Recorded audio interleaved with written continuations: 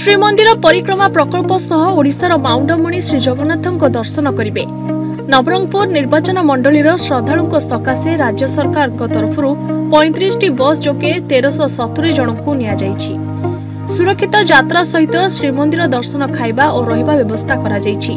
जीवा आसिबा कार्यक्रम को परिचालना पई प्रति बस रे 2 जन वार्ड ऑफिसर तदारख करिवे।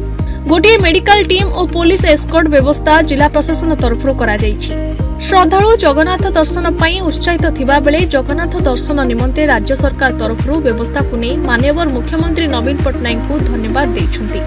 राज्य सरकार पक्षरु जगन्नाथ श्रद्धालु को श्रीमंदिर परिक्रमा यात्रा नहीं आज नवरंगपुर पौर परिषद 360, नवरंगपुर सदर ब्लॉक 260, नांदाहांडी ब्लॉक 220, तेंतुलीखुंटी ब्लॉक 300, कोसागुमुडारू 220 मोट 1360 जन श्रद्धालु को नहीं 35 कोटी बस पुरी अभिमुखे सकाळ 9टा समय यात्रा करिछि। नवरंगपुर विधायक सदाशिव प्रधान सबुज पताका देखाई शुभारंभ करथिले। जिला प्रशासन तरफ श्रद्धालु जीवा आसिबा सहित खाइबा रहिबा और दर्शन सकाशे समस्त व्यवस्था करा जायछि। माघ अष्टमी 17 तारिख दिन श्रद्धालु माने जगन्नाथଙ୍କ दर्शन सह परिकल्पना प्रकल्प भ्रमण करबा व्यवस्था करा जायछि।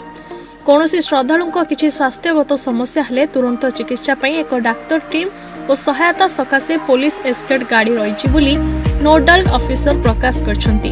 1370 जनकू नै 35 खंड बस पुरी अभिमुखे यात्रा आरंभ करिछि। श्रद्धालु जगन्नाथଙ୍କ दर्शन करिवे एथिपई मनरे आशा और उद्दीपना बारी हुई पडुथला। किछि श्रद्धालुଙ୍କ आखिरे खुशी रे छळछळ होई पडुथला लुह। मनरे आशा थिला जगा को दर्शन करिबा पई किंतु जाई पारु नथिले। हेले मुख्यमंत्री नवीन पट्टनायक सुजोग दिले एणु मुख्यमंत्री को धन्यवाद अर्पण करछन्ति।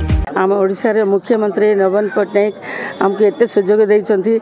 एबे पर्यंत मो पूरी जाय नै किमती एते एज रे मध्य एबे सुजोग मिलिछि हमको से बहुत बहुत खुशी लागुछि। आ पार्टी रे कथा बाहर ने खांदा लागि जाउछि।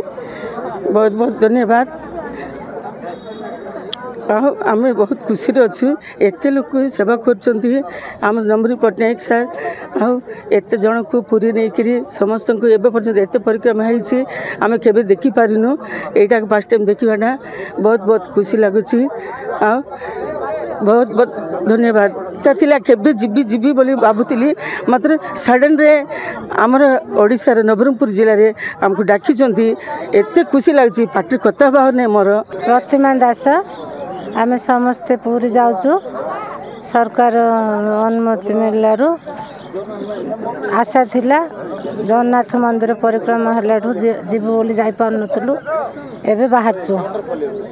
हाँ केते खुशी अच्छा सब दर्शन करूँ कि ना आशा नाला यही सुजोग आम समस्ते बाहरलु जावाई।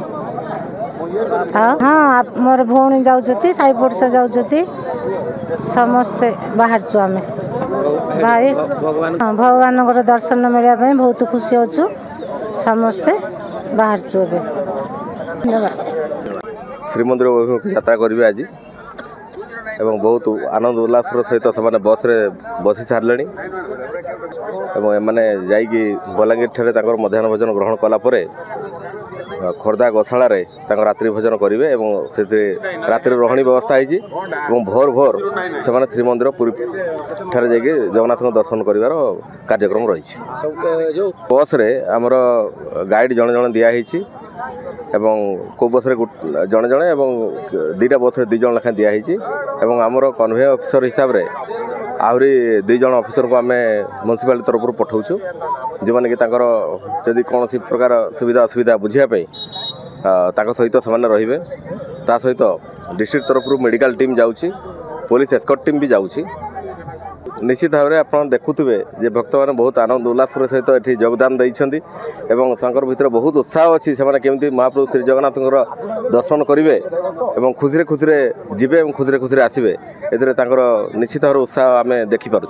राज्य सरकार पक्षर लोक मैंने राज्यर आराध्य देवता प्रभु श्री जगन्नाथ दर्शन करने सहित जगन्नाथ संस्कृति को नहीं समस्ते अवगत हो पारे। नवरंगपुर संजीव नायक रिपोर्ट न्यूज 8 ओडिया।